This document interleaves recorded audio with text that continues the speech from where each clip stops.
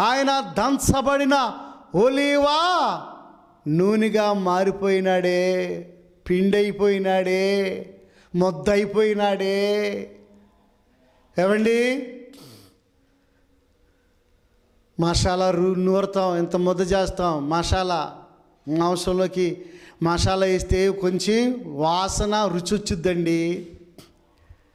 సహోదరుడా, సహోదరి, నీ జీవితానికి రుచి కావాలంటే, నీ ఆత్మీయతకు రుచి కావాలంటే దేవుని వాక్యము, ఏమండి, దేవుని యొక్క వాక్యాన్ని చదువుకో, దేవుని వాక్యానికి లోబడు, సన్నిధికి వెళ్ళు, ప్రార్థన చేసుకో, పాపాన్ని ఒప్పుకో, దేవుడు నీకు సహాయము చేస్తాడు.